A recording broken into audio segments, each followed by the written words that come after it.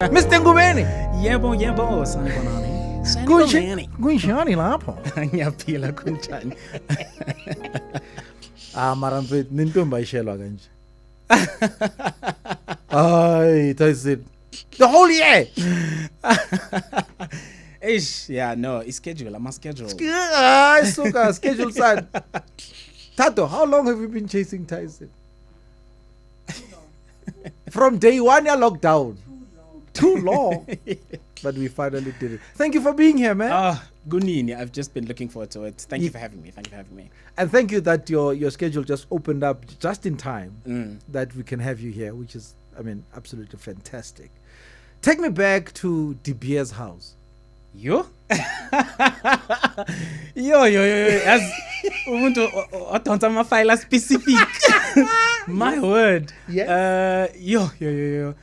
I'm surprised. You're catching me off guard here. So I'm ready for you, man.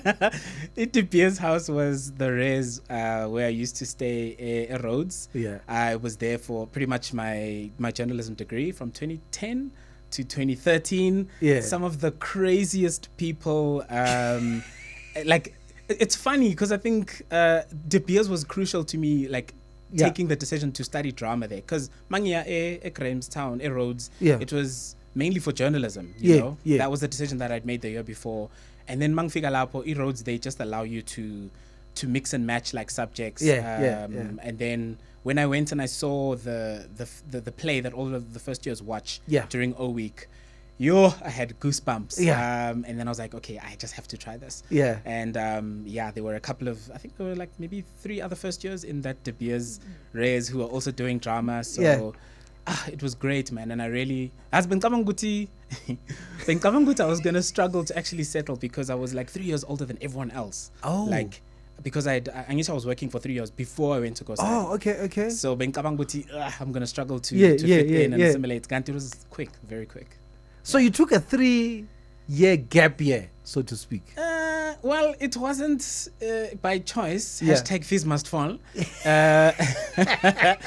Because when I finished school in 2006. And the fee structure of a certain film school, Mangreta, they were like, if you ain't got no money, take your broke.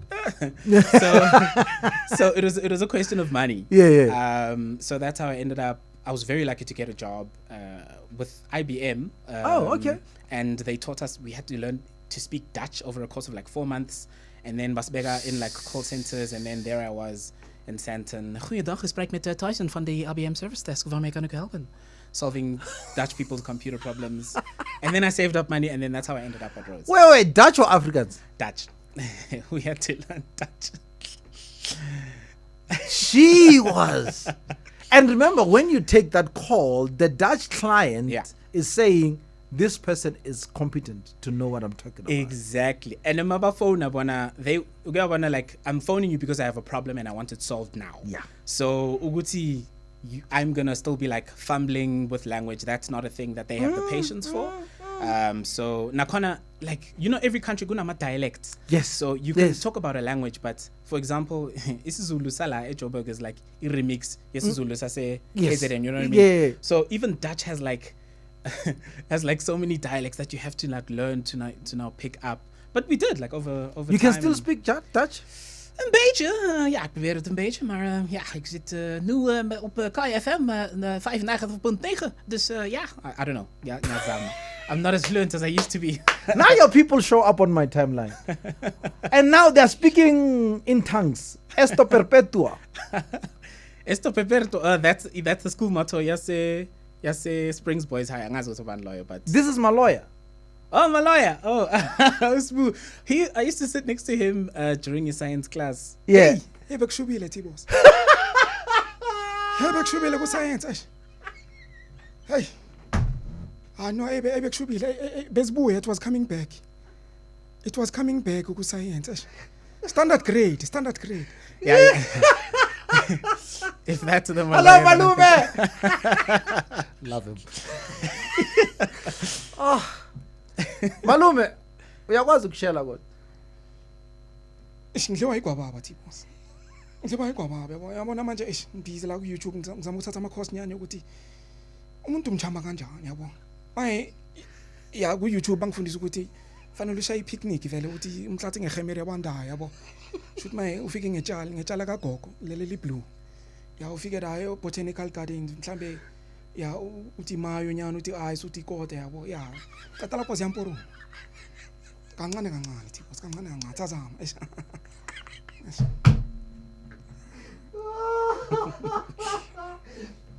This show must end now. Oh my gosh. Your surname, you say Ngubeni, not Ngobeni. Yes, Swati Ngubeni. Yes. Swati Josie? Well, if familiar meaning is from like Velelai Gauteng, but extended family and lineage is like Mpumalanga, and if you go even further back, then Swaziland. On my dad's side and on my mom's side as well, plenty family. Isrand, Nase, Nalspruit. But where did you grow up? Etiklof. Umfana DK. DK is on 6. Opposite cantina. It's part of baby's cantina, yeah. Ngase hostel.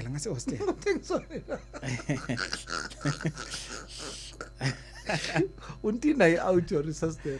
Ntina's outlets. Ntina, I think Ntina was sounds like a lady though. No, for a long time it was run by Umam TD, like his pastor Sakona, but I think Ntina was a man like decades ago. Yeah. I think it was her husband back in the day, if I'm not mistaken. But yeah, that's where I grew up. It's on 60. Do you know? Do they even share that story? Apparently it was at church. I think they met at youth camp. Like at church they used to have like youth camps for decades. The youth, they go to like somewhere and they have like workshops and like lessons and all sorts of things. This is like, I think early 70s, because they were married more 75. My parents, and then my sister, firstborn Yasakai, was born 76, and then when I came later, 88, and then I had issues because why won't everyone is like way lighter than I am. So everyone, who can I think of like an example in complexion? Because that's why we had to have extra lights. Load shedding. And C2, the power goes out. C2, but like that's last born. I'm the last and the darkest in the family. Same here. Oh, now yeah. Okay. My sister is not even close. Wow. My elder sister, she's light as in yellow. Wow. Yeah. And then Kona Labage, I'm a last born. Yeah. Yazi thi mina ngukutshele ke. Yabona mawi last born umnyama nje wazi ukuthi tamembe lidla ama fruits nama. Mix the yogurt lapha. From there little candlelight. Yo, I'm not gonna lie. I had for a long time. I expected Guti as at some point my family, they're gonna sit me down. But okay, because I had, it's just like, why is this? But then I look exactly like my late grandfather. He was also like, I'm a spitting image of him. He was also like same. Oh, there we go. I look exactly like my mom's father, and he was also like very, very dark and. Like because complexion it's like somewhere between Wesley Snipes and Eternal Darkness, you know what I mean? It's somewhere in between. So every time best I look like Mambati Lepsugu. Boguina mina. Valameso. Ping. You just tuned in. I'm hanging out with Tyson Ngobeni, Mr. AKA Bob Okada. Umalume was here as well. Bob O'Connor is coming up in a short while. Why did you choose her, Damage? I think it's a beautiful song. Her, she's like one of the artists that I've come to love like over like recent years. Angazi, she has like so much soul. And this song is Angazi, she's very kind of vulnerable about potentially getting into a new relationship. So she's not, she's like kind of opening herself up to be a little bit like vulnerable. So it's just a beautiful song. And now Slum Village? Ah, man, this reminds me of high school days when the hip hop production was a lot more, a lot more variety in it, and it was filled with soulful samples. And yeah, I just love all of the artists in here, like John Legend, Kanye in the Slum Village. So yeah, I'm hanging out with Tyson Ngobeni. He's my guest on my top 10 at 10. Now, we just basically chatting off air here about the patriarchs, the people that basically we look like or we took after pigmentation wise. And how we grew to know what love is from a patriarch. Because most of the time we talk about the matriarchs, right? Because, I mean, caregivers, and they knew what to do, and then we fell in love. These were our first ladies. Yeah. What triggers the memories of your grandfather? It's, for me, funny enough, it's it's every time I hear adverts ngesizulu, ne? Yeah. Sometimes on the public broadcaster, sometimes let's say I'm in a car and or maybe I'm in an Uber and it's on, you know, the Zulu station. Yes. And it's funny enough because he would always be, sometimes if bekavakashile khaya, then you know, and we'd sit and we'd listen to that together and we'd chat about his times as like a performer. So my love for performance, I realize it probably runs in like the genes, because he used to sing back in the day at like community halls and stuff like that. So it's something as specific as hearing an advert in Zulu, because then I'd remember those times just sitting ekaya, listening to the radio, listening to Itori, you know, those radio dramas. Radio dramas were what's the one best. Penwell? Yeah, so do we know him? No. He wasn't necessarily a prominent public person. His name was John Mapungela. Yes. And yeah, grew up and spent a lot of time in Mpumalanga. And when I was a kid, bekahlala in Kangala in Mpumalanga. Yeah. So that was when I'm going to Mkhulu, I'd go there. Yes. And yeah, by the time he passed away, he was living with us at Diepkloof. Okay. But like, yeah, from Mpumalanga vele. Yeah. Isn't it amazing that your mind started recording things as early as, I'll say, 2 years old? That even just the smell of roast potatoes can trigger memories from then. And you're like, I'm transported. Yes. My love for potatoes comes from there. Because Rehob Musia, after going to the Dube hostel to drink his Sogam beer, comes home singing his favorite song.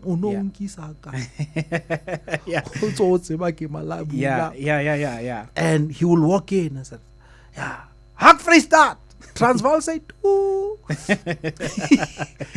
And while the coal stove is on, he'll put a potato and wrap it up in paper to roast it because he's hungry.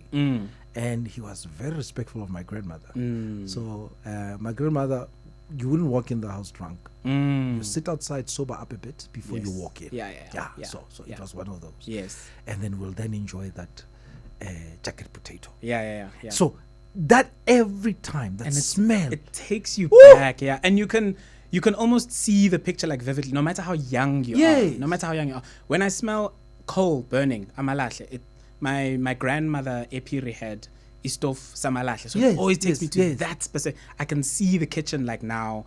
The smell of isbindi, ox liver, takes me back like ekaya, like I remember also like my grandmother's tapete. I don't know what. Yes, what I mean? Yes, that vinyl floor cover. Yes. You know, you remember. It's very, very specific things that come up. It's fascinating. Which then says, be careful what you say around kids or to kids at the time, right? Because they are alive and they're soaking it in. Everything that's happening, they are so aware and they're soaking it in, and it stays with them in like very deep internal places, you know. During the week I played the Commodores, This Love Is Yours, from In the Pocket. This is an album they released early 80s.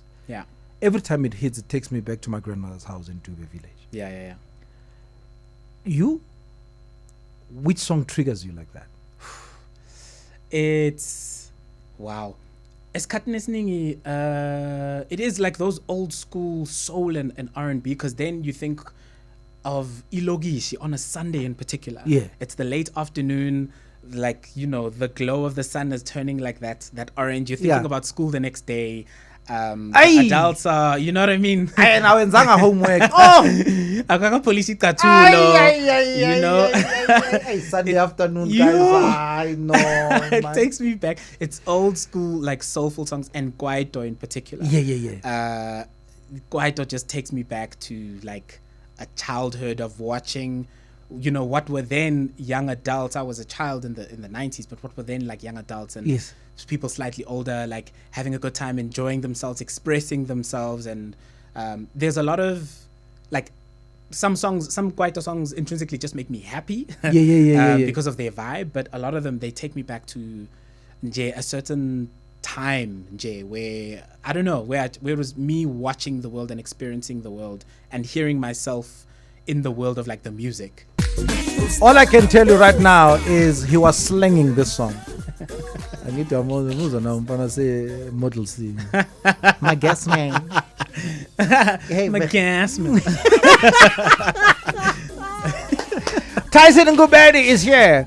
It is the Trompies, Labumatosa Bahasman, who were reminiscing about the YFM days and the power, the revolution that it was. And it was your soundtrack during high school. Right? Oh, absolutely. Like, Uyekaya, you have it on while I'm doing my homework, while in Pega, when it's my week to cook. Oh, you had a week to cook? Yeah, at the time, my cousin Untlante, he was a year ahead of me in high school. Yeah. So when I was in grade 8, he was in grade 9. So we'd alternate. The 1 week he would be the one cooking, then it's me, and then ganjalo. Yeah. So you can cook? No, ipoto ngalchai. Ngalchai ipoto. Ngalchai ipoto. Papa ngamawutwana. Yonke into vele commit me labona uthi amawutwana uthi parsley nyana da yabo ngicatha lapha ngithi bashayina le uthi streak tomato sauce lapha ku circumference plate. I-presentation ye-plate important today ngiyangithola. Yeah, no, i-plate ngiyalchaya ipoto. Hey, Bob O'Connor. Well, T-Bose, it's fantastic to be here. Listen, Kali FM 95.9, what's going on? Welcome to the country, man. It's good to be here. You know, I came here initially wanting to do a documentary, and then I ended up, getting stuck during lockdown. But it's great to be here. Because I see in lockdown you also explored some of our delicacies. That's right. The guina, vet cook. And the likes of the Coda, Kota. Just don't get it twisted. I love the Coda. It's got fries. There's bologna there. There's all sorts of great stuff. People ask me, how come the Coda keeps on getting voted, the number one delicacy in South Africa? Yeah. I gotta say, the Russian influence is undeniable.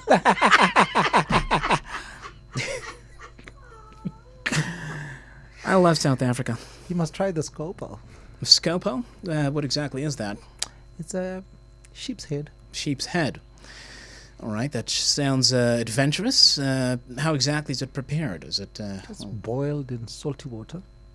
Well, that's... And you have it with a bit of cayenne pepper. Cayenne pepper? Well, would you look at that? Well, getting all gourmet with Escopo. Well, look, I'll try it out. I'll, head around to a couple of, I think, hostels is where it's prevalent. Yeah, that's right. Yeah. Culturally, I try to, stay in touch with the South African trends. But, we'll get there eventually. We'll get there.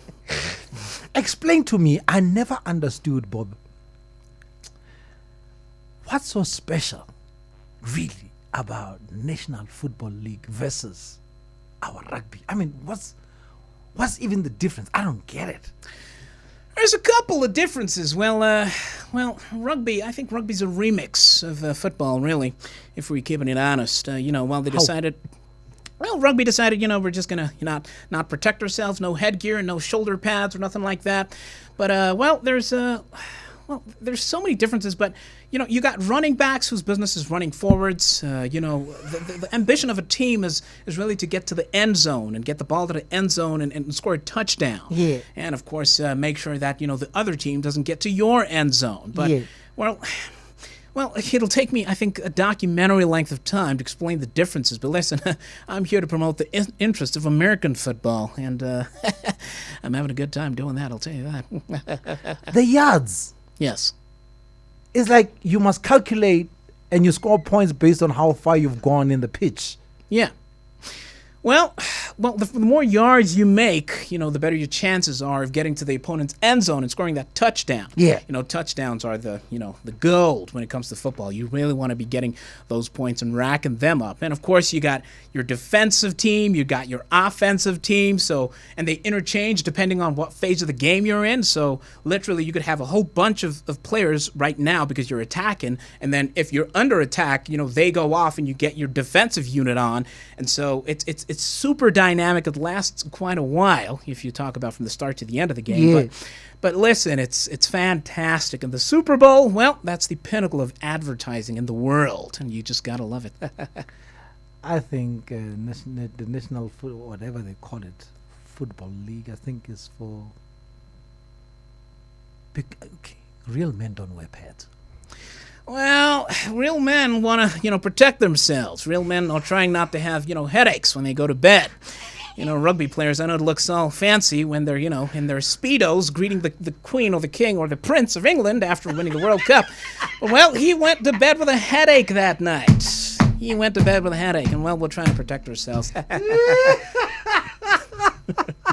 Indeed, it is Platinum Fridays, and we're having a chat with Tyson Ngobeni, one of the most talented, fresh, new, and I think here to stay person who's able to take us into a world with just his stories. And I think you're doing an amazing job. And thank you very much. And one that I think you need to be, encouraged to do more of.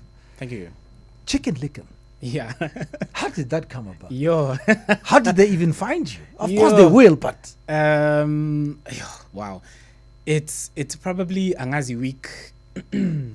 It's probably after the third video that after Leama the Guina vet cook. Yeah. I get a DM from. Now, I spent like about a year working as a copywriter. So I follow what's happening in the advertising industry and what's happening, like who the agencies are, what the work they're doing.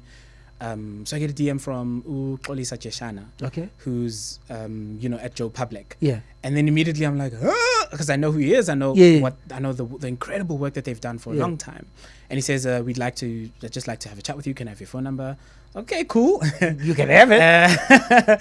And then Magafona, we introduce each other, we get to know each other a little bit, and then he says, what I'm about to say is gonna make your day. I'm like, okay. Yeah. And then he's like, so we're thinking of working with you for one of our brands. And then literally in that moment, I was like, please let it be Chicken Licken, please. Oh, is it? I was praying, yeah. Oh, is it? I was like, please let it be Chicken Licken. Okay, before you continue, so why?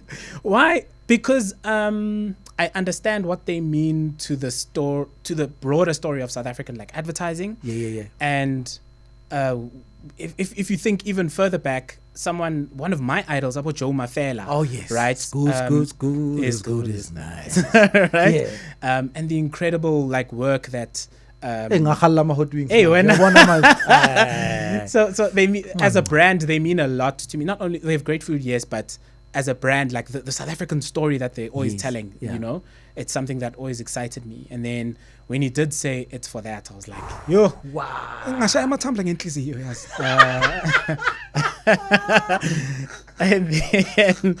And then they also explained like the concepts, which I thought was great, because with this character, we're very specific in terms of what I'm trying to do with Bob. And then it just fits it a lot. And then I met, got to introduce the copywriter, who's just incredible, and just met an incredible team. And the experience was, I remember literally that I don't know if it was the first night. I just sat at home like crying, just because I couldn't believe this is actually happening. Something that I love doing, that I've dreamed of doing for like a long time, and it's of your own making.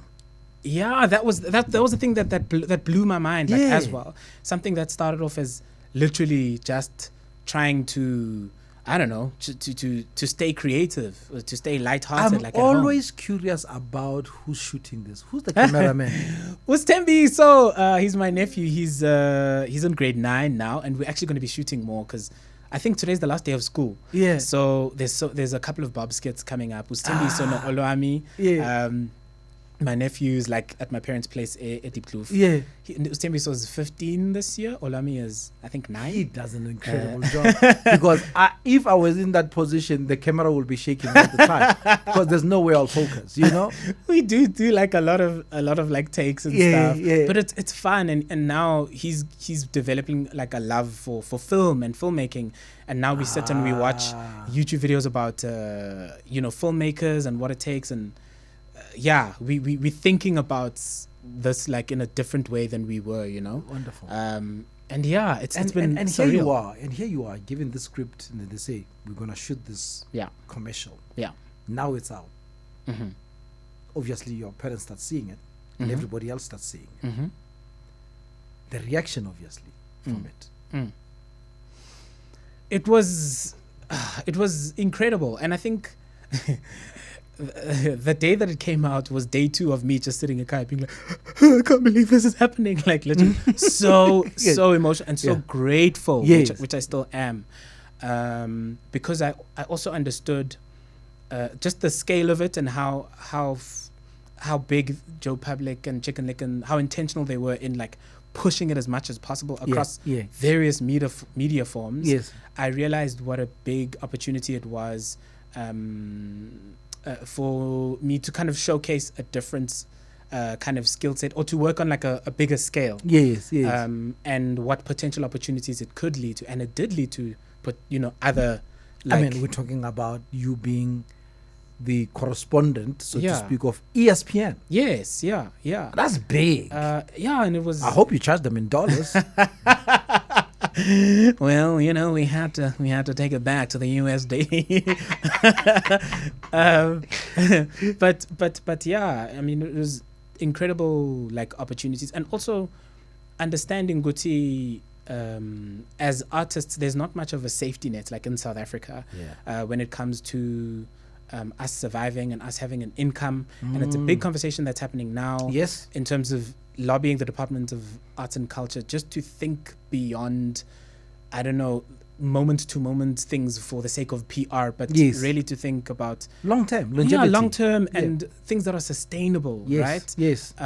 Because telling South African stories and telling the human story is literally like, it's what we do, and it's so important to who we're becoming, like, as a country, So if there's no means in place for artists to be support, especially like now, like literally I come from theater and like stand-up comedy, live performance. When they said pandemic, literally it's the rug being pulled out from under. Everything stops. Even the voice work that we were busy with, it stopped. So if you can't now, if you have like no means, and there's no proper support systems, and there was never really like proper structures in place to ensure Guti, the arts are adequately like supported, regardless of whether or not it's a pandemic, then it's something that that like needs a lot of like looking at. So what's next? Sure. I've been looking forward for the longest time to getting back and doing putting together another stand-up comedy show. Okay. So in the coming months, I'm getting back to, again, playing around like Joburg, the small, the comedy venues. We've got Kitcheners, Abo Shakers, and all of these other comedy venues. The intention is to build up another hour, but I want to incorporate these characters into like a live show. Wonderful. Also long term, I would love to I did a lot of like improvised sort of comedy, so creating shows with a live audience. And I'm excited to do that and explore. I feel like there's so much to play with in terms of our culture and humor, specifically yasekasi, like township humor and township culture, to explore through the means of like live improvised like comedy, and to do that with maybe young people who are interested. And it's a form where, if the training is done sort of right and is focused, it's something that can be like exponential, and that can carry on and carry on and carry on. So long term, I'm interested in starting like that. Starting probably like at Diploof and then like expanding from there.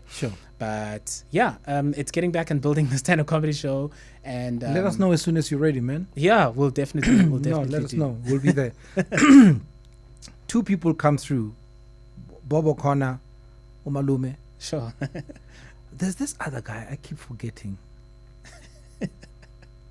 Because you've got so many characters. There's this other guy. No, I don't know. It could be. It could be Simon Whistler, the news reporter, currently now at Kai FM. Well, we do believe that T-Bose is launching a petition to encourage people to stir tea and coffee anti-clockwise. According to T-Bose, this is some sort of means to ensure that the lockdown comes to an end. We don't know where exactly he gets this from, but it is believed that T-Bose will defend himself in court. This dates back to an incident from when he was 5 years old. T-Bose is alleged to have led a 32-day revolt in creche, encouraging people that they not eat unless the creche serves strawberry-flavoured yogurt. We'll be back with all of this and more in your bulletin at 5 a.m. Tyson Ngobeni, my top 10. My brother, keep shining. Thank you.